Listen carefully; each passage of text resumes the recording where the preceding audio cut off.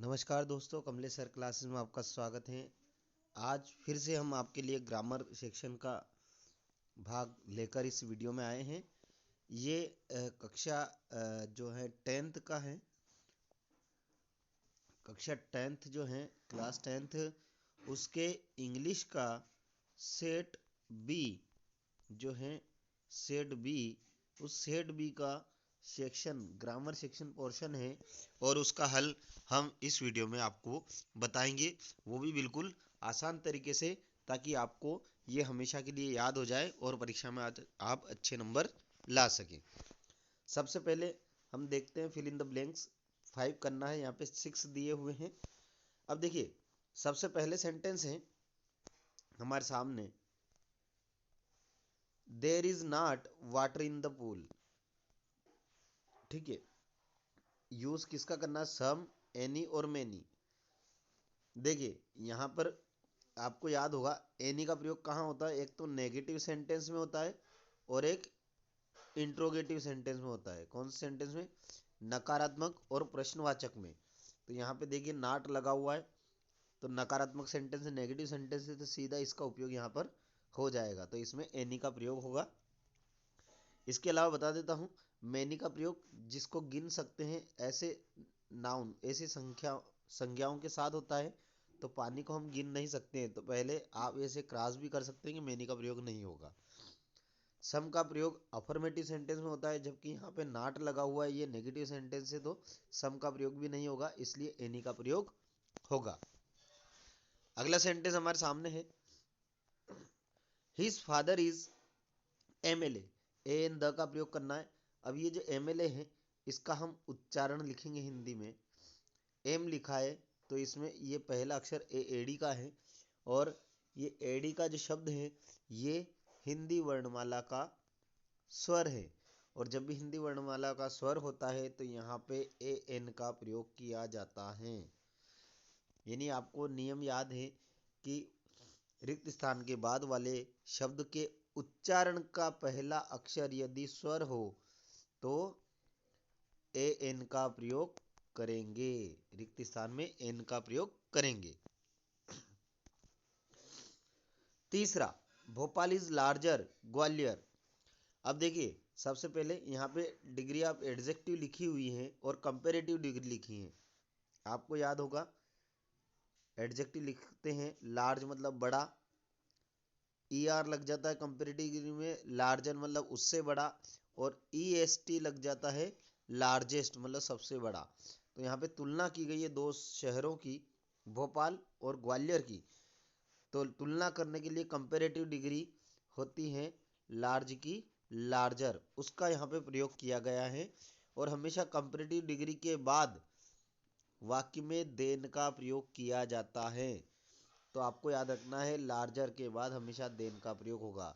Larger के बाद, बिगर के बाद ई आर वाली जितनी भी कंपेरेटिव डिग्रियां हैं, या मोर लिखा हुआ है मोर ब्यूटीफुल, तो भी आपको वो कंपेरेटिव डिग्री उसके बाद हमेशा देन का प्रयोग करना है।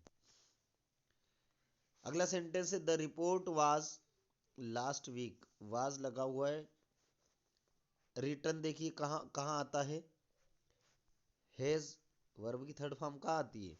हैज, हैव या हेड के बाद। ठीक है, ये तीनों टेंस है जिसमें हैज, हैव और हेड के बाद वर्ब की थर्ड फॉर्म आती है। तो यहाँ हैज, हैव, हेड में से कोई नहीं है, तो रिटर्न नहीं आएगा। रोट, वर्ब की सेकंड फॉर्म कब आती है? जब सेंटेंस में सब्जेक्ट के बाद सीधे वर्ब हो, सब्जेक्ट के बाद सीधे वर्ब हो, तो पास्ट टेंस होता है, पास्ट इंडेफिनिट, तब वर्ब की सेकंड फॉर्म आती है। लेकिन यहाँ पे वाज लगा हुआ है, वर्ब की सेकंड फॉर्म नहीं आएगी। बचा क्या? राइट, वर्ब की फर्स्ट फॉर्म यहाँ पर आएगी। तो यहाँ पे क्या आएगा? राइट। समझ में नहीं आए तो आप कमेंट बॉक्स में लिख सकते हैं जो भी बात आपको पूछना है। अगला है, I have been here Monday. अब यहाँ देखिए, यहाँ मंडे की बात हुई, मैं यहाँ सोमवार से हूँ। अब देखिए सिंस और फार दोनों में से एक का प्रयोग होगा। अब सिंस का प्रयोग कब होता है, फार का कब होता है?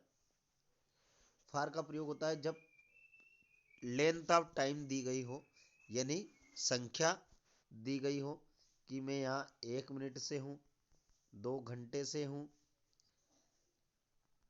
5 महीनों से हूँ, है ना, 5 महीने से हूँ, 10 साल से हूँ। तो इस तरह के जो सेंटेंस होते हैं उनमें फार का प्रयोग किया जाता है। इसके अलावा जितने भी सेंटेंस हैं जिसमें किसी वार का नाम आता है, किसी महीने का नाम आता है, या साल का नाम लिखा हो, जैसे 1950, ठीक है, तो इस तरह के जितने भी सेंटेंस होते हैं उनमें सिंस का प्रयोग किया जाता है।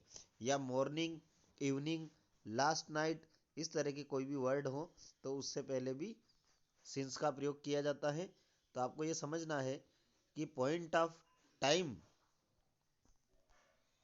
कोई कार्य कब से हो रहा है वह बताया गया है तो सिंस का प्रयोग करेंगे, और कितने समय से हो रहा है तो उसके लिए फार्स का प्रयोग करेंगे।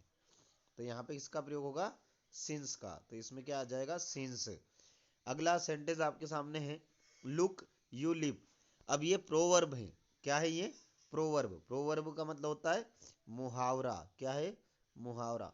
और मुहावरे आपको याद हो तो उसमें उस हिसाब से ही वर्ड का प्रयोग होता है। तो look before your look leap, sorry, look before your leap, इसका यहाँ पे प्रयोग होगा। ठीक है, कोई भी काम करने से पहले अच्छी तरह से सोचे, ये मुहावरा है। और इसमें लुक बिफोर यूर लिप मतलब पहले अच्छी तरह से सोचे। तो इस तरह से ये सातों सेंटेंस मैंने करवा दिए हैं।